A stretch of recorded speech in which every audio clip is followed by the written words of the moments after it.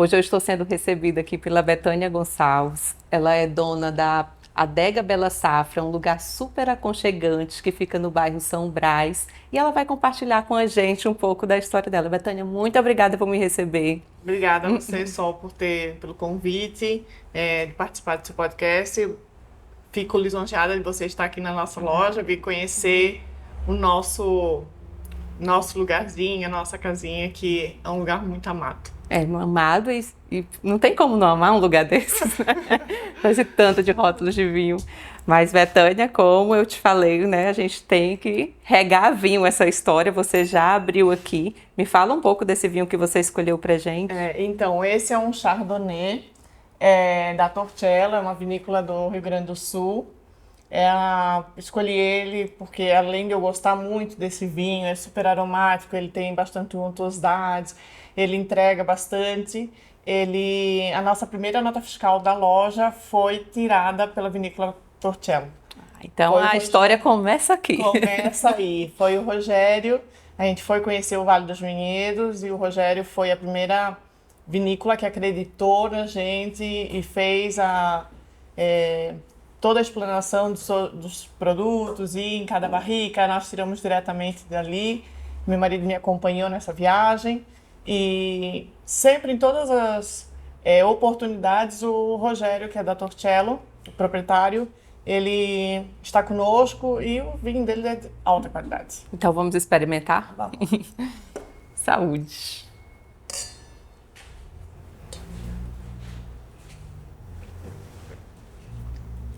Meu Deus, é muito bom. É um vinho que a gente encontra abacaxi, ele tem bastante untuosidade, ele tem 120 dias de barrica. É amanteigado. Ele é amanteigado, isso mesmo, e você consegue sentir também um aveludado quando vai passando, né? É excelente para harmonizar com carne branca, para harmonizar com peixe, uma isca, ele fica... Ele harmoniza com a vida esse daqui, gente. E é um vinho fácil se quiser tomar ele sem nenhum acompanhamento, né? Sim. Eu acho que a gente pode, inclusive, até parar o podcast e ficar só tomando ele aqui. Então, vamos contar um pouco aqui dessa tua história, né? Você é de Santa Catarina. Eu sou de Santa Catarina. Até 2010 eu morei em Santa Catarina. Minha cidade é Navegantes. De Navegantes eu fui morar em Jaraguá do Sul, a trabalho do meu marido. Em 2010 ele foi transferido para a Argentina. Lá eu trabalhava em Santa Catarina, deixei meu trabalho para seguir com ele. Eu tinha 2 filhos. Nesse momento, um tinha 3 anos e o outro estava com 9, completando quase 9 anos. Aí quando a gente se mudou para lá, morei em Buenos Aires, fiz faculdade de gastronomia lá, que foi onde eu tive meu primeiro contato com o vinho. Não que eu nunca tivesse tomado, sim, já tinha tomado vinho, mas é onde eu comecei a tomar com mais frequência e conheci através da matéria de enologia, durante o período do curso de gastronomia, e eu fui me apaixonando, né? Não tem como. O vinho, ele entra na nossa vida e ele fica, né? Uma coisa que não dá para explicar. E quando você morava aqui, antes de ir para a Argentina, né, para Buenos Aires, você trabalhava ou queria trabalhar nessa área de gastronomia ou com vinhos? Não, quando eu morei no Brasil, eu sou formada em administração de empresa. Eu trabalhava numa empresa de TV a cabo, em Jaraguá do Sul. Eu era coordenadora dessa empresa e eu saí da empresa e em seguida a gente já se mudou para fazer. Foi uma mudança muito rápida, foi mudança de 15 dias. Eu entendo dessas mudanças. Meu marido recebeu a proposta. Eu tenho umas 18 nas costas. Recebeu a proposta e 15 dias depois nós já estávamos morando na Argentina. Nossa, é legal. Nunca pensei em trabalhar com Mas vinho. olha como são os propósitos da vida, né? Você conhece o vinho e olha só o que é que acontece. Eu tenho muito a agradecer por todo o período. Morei 10 anos na Argentina. Sou muito grata a tudo que eu aprendi, conheci, vivi lá. Criei família. Hoje os padrinhos do meu filho é argentino, eu tenho afilhada também argentina e a Argentina tem vinhos excepcionais. Então foi lá que Começou toda essa história, né? começou a história E do... teve um ponto-chave, assim, em algum momento que você disse, não, eu quero conhecer mais de vinho por isso. Quando eu estava no final do curso de gastronomia, eu precisei fazer um estágio. Eu fiz o estágio no Porto Madeiro, num restaurante, onde o foco não era só o turista. Era também, Porto Madeiro, ele é muito bem conceituado, tanto pela segurança quanto pela alimentação, e o chefe de cozinha não conseguia fazer com que esse cliente fidelizasse, porque a harmonização do vinho e da comida não funcionava. O sommelier tinha uma meta para cumprir, ele cumpria a meta dele, ele estava preocupado em vender os vinhos de maior custo, sendo que nem sempre harmonizava com a alimentação do dia. E aí, quando eu pensei, se eu for abrir um restaurante, jamais vou poder estar na mão de um sommelier. Eu vou ter que aprender também antes de abrir.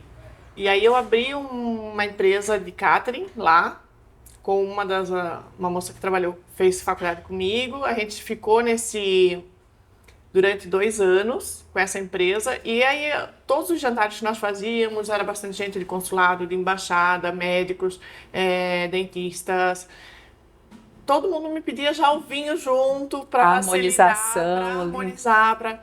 E aí eu tive certeza que eu tenho que estudar um pouco mais de vinho, eu tenho que conhecer um pouco mais, e ninguém gosta daquilo que não conhece, né? É verdade. Então, não, é difícil a gente vender aquilo que a gente não conhece. Exatamente. Então foi onde eu fui buscar mais informação e cursos, e me apaixonei. Caminho sem volta. O vinho é uma ida sem volta. Depois que você se apaixona por ele, você não consegue mais. O vinho, ele agrega, ele é divertido, né? E ele traz história. Todo tempo a gente está falando de alguma história que está agregada ali o vinho. Exatamente. E aí depois, em 2018, eu fui com a minha família para a Itália. Nós fizemos umas férias bastante prolongadas para conhecer também a Itália, além de fazer... Nós estávamos terminando a parte da documentação, e conhecemos cada lugarzinho, cada cantinho da que Itália. Maravilha! Que difícil, né, fazer essa... Foi maravilhoso, e a gente viu assim, quanta coisa boa tem que dá para trazer para o Brasil, fugindo das marcas conhecidas, do marketing, né? Tem muita coisa legal. Rótulos, às vezes, até bem mais acessíveis, né? Que as pessoas não conhecem e que são infinitamente melhores, vou dizer assim, ao paladar. Hoje tem muitos vinhos com a qualidade, o valor muito maior e a qualidade similar, né? Então, tá na hora das pessoas conhecerem esses vinhos, ter acesso. Tem muita coisa legal, muito gostoso. Cada nova aberta a garrafa é uma nova história. Com certeza, é isso mesmo. Mas eu fiquei sabendo que durante essa tua jornada, né, na Argentina, teve uma coisa sua e pessoal que foi muito além, né, de vinho e da gastronomia, e um projeto que você participou lá. Você poderia compartilhar aqui comigo? Em 2014, eu fui para lá em 2010. Final de 2014, eu mudei para Pilar, que é uma cidade vizinha de Buenos Aires. E entramos num programa que se chama Família em Trânsito, onde tu acolhe a criança, em vez de ela ir para o orfanato ou ela ir para ficar dentro do hospital, quando não tem mais vaga no orfanato. As crianças, quando nascem, ficam dentro do hospital até ter uma família. Então, eu fui fazer parte a pedido do colégio dos meus filhos, fez uma solicitação em massa para ver quem poderia e queria ajudar. Nesse primeiro momento, a gente foi ajudar pensando que era apadrinhar financeiramente, dar fralda, o leite. Que geralmente é o que a gente vê, né? Principalmente aqui no Brasil, é o que a gente mais vê nesses projetos. E quando a gente foi fazer quando eu falei com meu marido, ele de primeira já topou, então vamos na reunião para ver como é que é realmente isso. Chegou lá, não era bem isso. Chegou lá, tinha várias crianças, várias famílias, e tu trazia a criança para casa.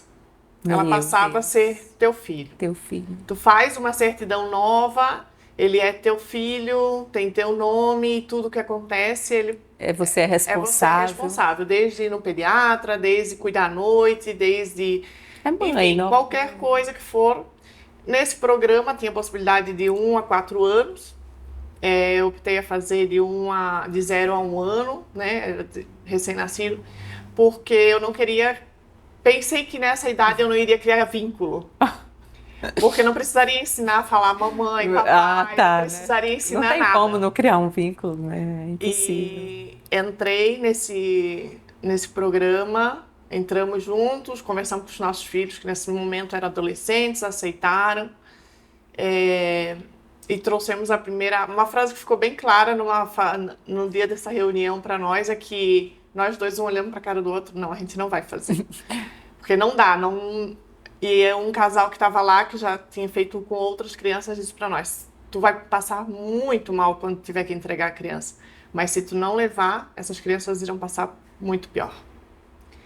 Então foi... É uma frase forte, decisória. Né? Foi onde a gente decidiu fazer toda a documentação, é a mesma documentação de quem vai adotar, só que a diferença é que embaixo, na última linha, tu assina dizendo que tá ciente que esse filho nunca vai ser teu. Meu que Deus, tu não tem direito à gente. adoção.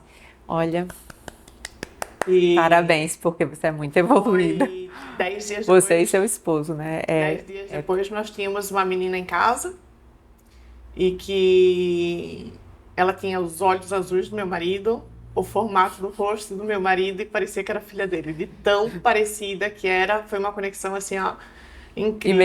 Imediata. Foi imediata. E quanto tempo passou essa primeira criança? Essa primeira, ela ficou 40 dias, porque a gente já sabia, a família que tinha ela estava indo para os Estados Unidos, não pode se levar de férias para fora do país. Ela ficou conosco por 40 dias, e o dia que eu entreguei ela, a gente ficou sabendo que a família não queria ter contato conosco. Não iria dizer para ela que ela era uma filha adotada.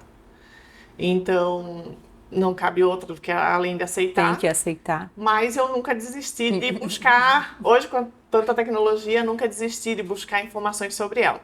5 anos depois, eu encontrei ela. Hoje nós temos contato.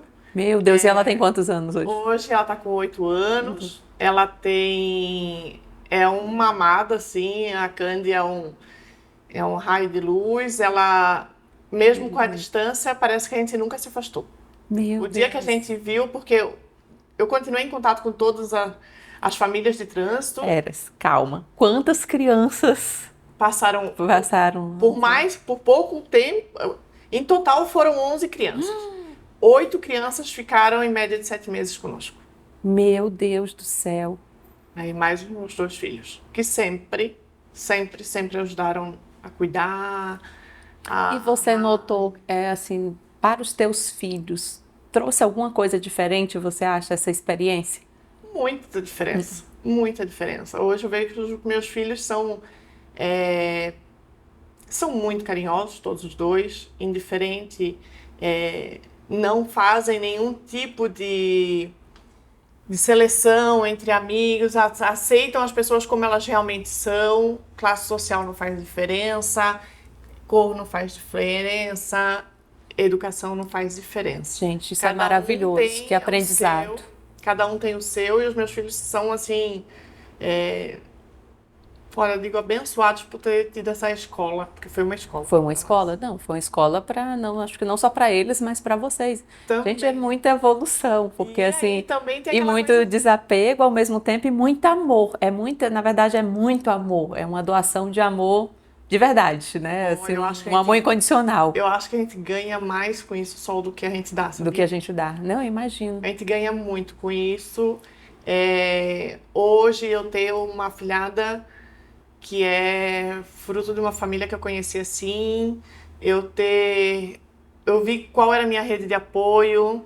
Meu marido nessa época viajava muito, teve um período que ele passou aqui, vinha para o Brasil todo domingo e voltava no sábado. Eu tinha 4 filhos dentro de casa, ao mesmo tempo, 2 meus e 2 de coração. E eu vi que a minha rede de apoio era espetacular.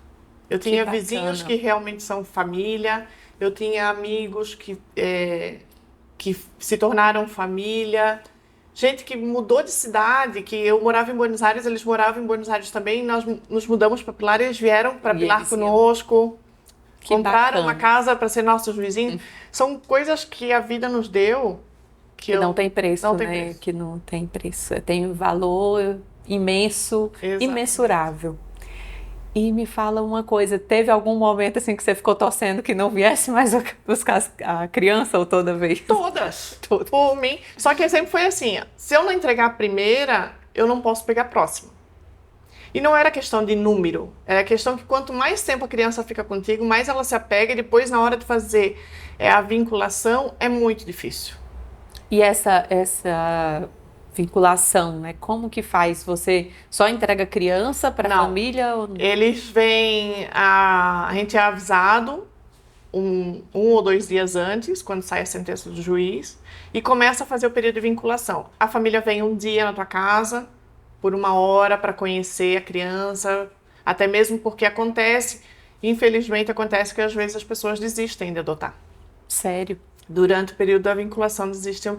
Então, depois de toda aquela processo, porque quando vê a criança, vê que opa, eu tenho é muito grande, a responsabilidade vai ser porque a criança, quando tu já tem uma gestação, tu não sabe se a criança vai ser perfeita. Mas eu acho que isso é o amor incondicional dos pais. Não é sobre se ela é grande, se ela é só então, amar, tu pode desenvolver assim, a criança quando ela tem uma intolerância à lactose, quando ela tem uma intolerância a glúten, alguma coisa assim, não vem na ficha. Porque isso é uma coisa que tu pode desenvolver durante a tua vida também, claro. né? E às vezes acontece de falar tudo isso, a psicóloga falar para esses pais, e quando chega e vê que assim, não, realmente ela passa mal, ela vomita na hora de comer isso, que o leite que ela vai tomar durante esse período é um leite mais caro, eu não tenho condições de bancar, e desistem. E chegou a acontecer dessas crianças, né, que você foi mãe durante esse tempo, de ter alguma alergia, de ter alguma coisa assim? Você passou algum momento complicado? Vários, assim. A minha segunda menina, a Valen, ela tem alergia a inseto. Então, toda mordidinha ela inchava por completo, não era só... Então, era sempre cuidando, e os pais... olha, Deus não poderia ter preparado pais melhores para ela, porque aquele cuidado mínimo, sabe? Eles têm com ela, tem até hoje, a gente tem contato, eles passam férias conosco, nós passamos férias com eles, viajamos juntos. Que coisa maravilhosa. Eles quando começaram a nos conhecerem, uma coisa voltando ao vinho, hoje ela faz curso de sommelier também pelo nosso contato. Ela começou a tomar vinho. O vinho sempre influencia, né? E hoje ela também é sommelier. E eles têm um super cuidado com a menina. Bom, não tem nem o que... Adotaram uma segunda. Gente, que sensacional. Então, cada situação, assim, tem algumas que eu tive que voltaram para a família. E geralmente esse processo são famílias que adotam mesmo, não a família... É que assim, a família biológica ela tem direito a 6 meses a recorrer da decisão do juiz. Então, se 6 meses não voltou, ela não volta mais. Ela começa o período de adoção. Ela fica 6 meses estagnado, que a família... se deu 5 meses e 29 dias, ela pode ir lá e botar uma carta documento dizendo, olha, eu vou recorrer ao meu filho, ou à minha sobrinha, ao meu neto. Ali começa o processo. Então, ali começa a contar daquele dia. Se não aconteceu isso em 6 meses, a partir do 1º dia do 7º, ela vai para uma lista de adoção. Meu Deus. Aí começa novamente a contagem de prazo. A ideia é que a criança saia o quanto antes, mas nem sempre é assim. Gente, mas que projeto maravilhoso, né? Que bênção divina. Porque imagina essas crianças poder ter um lar de qualquer forma. E se não aparecer? Se passou o período, passou os 4 anos, você falou, no máximo 4 anos? Não, é que eles ficam, com as famílias, elas podem ficar até 1 ano e meio. Até 1 ano e meio.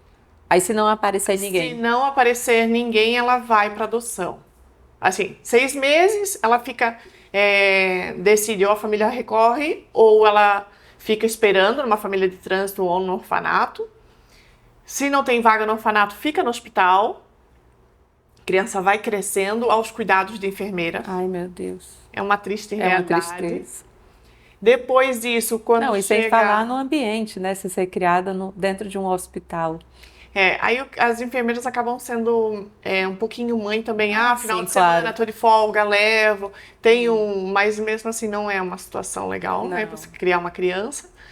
Depois começou a correr, vamos lá, 6 meses e um dia, começou a correr o prazo, tem 1 ano e meio.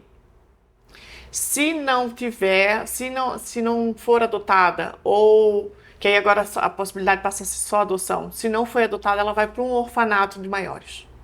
Nossa. E ali a probabilidade de ser adotada é muito menor, porque as pessoas, infelizmente, hoje não querem crianças maiores. Exatamente, escolhem as pequenas. Escolhem as pequenas, gente, é uma triste realidade mesmo. E aí ficam até 18 anos quando tem que sair, obrigatoriamente. Tenso. Nossa, você é maravilhosa, evoluidíssima, parabéns. Muito lindo. Eu gosto. Isso aí foi uma parte, anos da minha vida que ficaram marcados para sempre. Não tem como. Se dá um livro, né? Imagino o tanto de histórias que você não tem de cada uma. E que bênção você conseguir manter contato com elas, né? Isso é muito gratificante. Isso é outra coisa que não tem preço. Isso é muito abençoado. Alguns voltaram para a família biológica, outros, um tá com a avó, as 2 meninas que eram irmãs estão com a mãe. Com a mãe biológica mesmo? Com a mãe biológica. Ai, que legal. E os outros foram todos adotados. Você teve o momento de ficar com 2 juntas, que foram irmãs? Eu fui para buscar uma só, porque eles me ligaram, como eu não fazia parte do projeto. Naquele final de semana, justo meu marido estava em Buenos Aires, e na minha inscrição estava uma só. E aí eles falaram, olha, venha, pega essa que é de 3 semanas, e depois tu entrega depois que tu pegar essa, a gente vai lá no orfanato levar. Quando eu cheguei para pegar essa menina, a maior estava abraçada no bebê conforto e não deixou soltar. E aí meu marido disse, quem leva uma, leva 2. Quem leva uma, leva 2. Eu disse, não é assim. Porque quem leva uma, eu tenho 3. Quem leva 2, eu tenho 4 filhos. Porque nesse momento ele viajava, não, a gente dá jeito, a gente dá jeito. E aí, quando ele pegou e disse, sim, tá bom, a gente vai levar, tava as 2 assistentes social e a coordenadora do programa, a gente vai levar as 2. Eu disse, eu não tenho nada em casa, porque eu tinha um quarto montado, um berço, uma banheira, eu tinha tudo montado para um bebê. Eu tinha as mamadeiras, eu tinha bolsa, tinha absolutamente... Para de 2 eu não tinha absolutamente nada. Então, era uma sexta-feira, final de tarde, eu disse, o que eu vou fazer com uma criança? Eu vou sair daqui, ela tinha sido tirada 1h da tarde pela polícia, da mãe, e a menina era 5 e pouco, quase 6 horas, nós lá conversando e eles assinando a documentação, e eles dizendo assim, e ela não soltava do berço, e o Pablo, quem leva uma, leva 2, quem leva uma, leva 2. Disse, tá bom, vamos levar. Quando eu disse, tá bom, vamos levar, eles disseram assim, pois é, a maior, ela é muda. Aí me veio o desespero. Meu Deus. Eu não tenho nada pra dar roupa, pra absolutamente nada. E ela ainda não consegue se comunicar, né? Como é que eu vou me comunicar com ela? Eles tinham passado 5 horas e pouco com as meninas e elas não tinham comido absolutamente nada. Meu pai do céu. Porque não aceitavam nada. E eu peguei a maior veio no meu colo, o Pablo pegou a bebê no colo. E aí eu disse pra ela, vem comigo, ela muda, me abraçou quando ela chegou dentro do meu carro, que eu sentei atrás com ele, com as crianças no carro, porque só tinha uma cadeirinha, não tinha 2. Tive que pegar a emprestada da fundação. Eu dei marcha ré, o meu marido deu marcha ré no carro, ela olhou a câmera do carro e ela disse, carro? A pequena. A maior de 2 anos. Aqui era muda. Ela disse, carro? Eu disse, como assim? Tu não é muda? Bem assim, a minha cara de espanto, como assim? Não é muda. Na hora a gente chamou a psicóloga e disse, ela não é muda. Ela fala. E ela veio pelo caminho. Ela tinha algum trauma, alguma coisa? Por muito tempo. Foi a polícia e a assistente social que tiraram ela da mãe. Do braço da mãe, as 2. Elas tinham passado a tarde inteira sem comer. Estavam sujas, estavam cansadas. E a gente vinha e ela dizia, ônibus, que é coletivo, Meu né? Deus. E parquinho e não sei o quê. E eu disse, Gente, a menina não tem nada de muda. Meu Deus. Sabe, aquela menina, eu acho que de todas me deixaram aprendizado. Mas a Tice, ela tem um extra. Não. Ela tem um extra. Na garagem de casa, eu lembro como se fosse hoje, a gente tirando... E a gente fazendo os planos, chegar em casa, vamos dar comida primeiro. Eu disse, não, tem que dar banho primeiro. Porque elas estavam muito sujas e... Não, dar banho primeiro. Não, primeiro tem que dar comida. A gente não teve condições... O desespero, né? Não tinha condições de comer, de comer sem tomar banho. Eu tenho foto dela desse primeiro dia, eu tinha uma cadeirinha de dar comida para beber. E uma menina de 2 anos, só que ela era desnutrida, magrinha, toda fininha, botamos ela ali. E aí meu marido fez comida, fui dar banho nelas. Enquanto isso, meu marido fez comida. Quando ela acabou de comer dormi em cima do prato, assim. Tadinha, do cansaço, sabe? Sim, de toda claro, a situação. Imagina.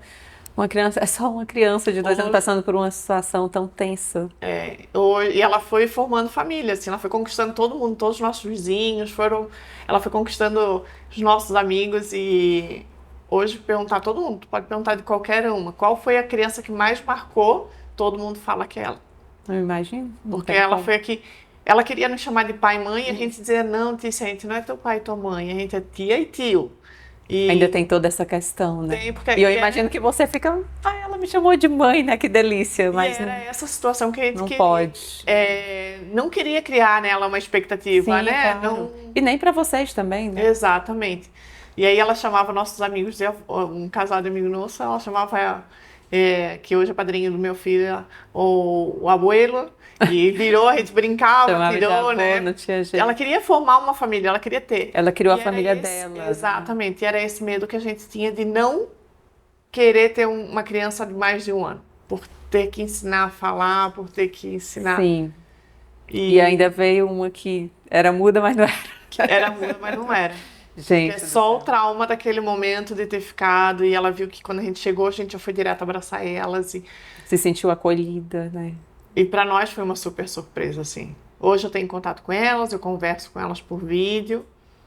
Quando eu vou para a Argentina, a gente, não todas as vezes que eu vou, porque eu vou com bastante frequência, mas a gente sempre dá uma forma de encontrar elas, ou de ver os meninos também, porque eu tive 2 meninos, o Andrés e o Beni, então a gente também... E você vê-los, assim, pessoalmente? Sim. Assim, se encontra pessoalmente? Nossa, a gente lindo, se encontra pessoalmente com todos eles.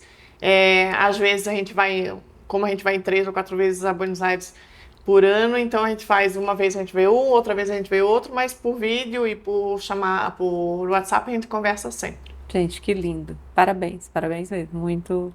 Essa história é emocionante.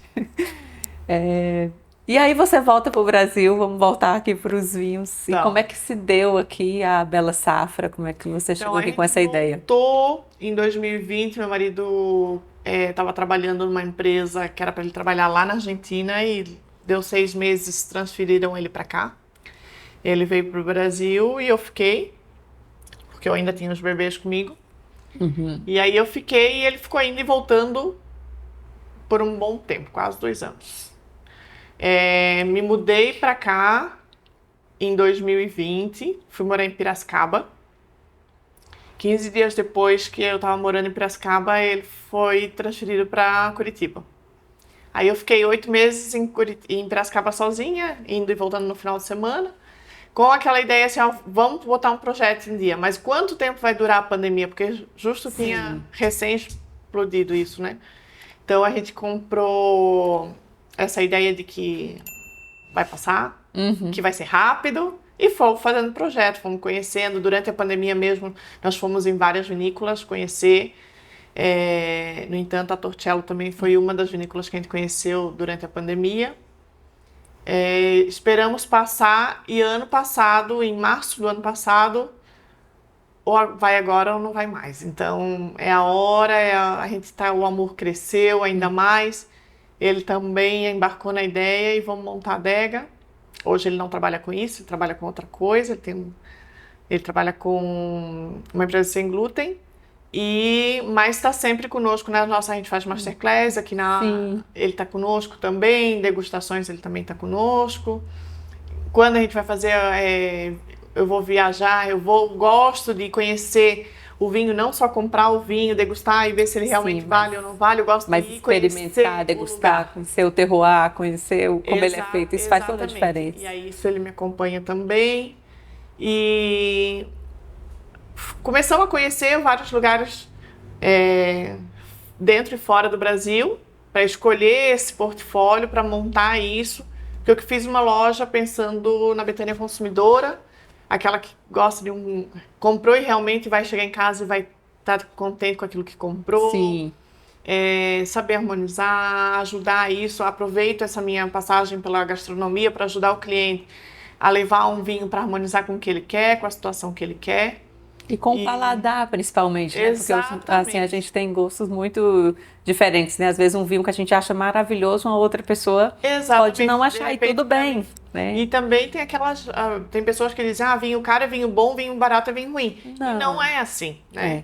Porque não adianta eu te oferecer um vinho de R$500, R$600 e não é pro teu paladar. Se tu não gosta, exatamente, não funciona. O melhor vinho é aquele que eu gosto. Não tem... É isso. É isso. E aí a Torcello foi a nossa primeira nota fiscal. Eu lembro como se fosse hoje, nós vindo, eles, olha, a gente vai entregar lá, e a gente nem tinha chegado em casa e os vinhos já tinham chego. Que aí nós seguimos fazendo a viagem, foi uma experiência sensacional. E aqui você tem rótulos de vários países? Hoje eu estou com 13 países, nós estamos com quase 630 rótulos. Perfeito. Estamos sempre em busca de um novo rótulo. Fizemos agora recentemente viagem para Portugal e França para conhecer novos rótulos. Buscar esses rótulos que não chegam aqui, porque às vezes o importador não vem até mim. Não vem até você. Mas ele entrega lá para cima do Brasil, então eu fui fora conhecer e ver se tem algum, indiferente de qual região do Brasil, um importador que traga isso. Então você traz bastante exclusividade para cá, além de ter toda a sua consultoria na hora de comprar. Que ainda pode harmonizar tudo bonitinho com o paladar, com a comida, enfim. É isso aí.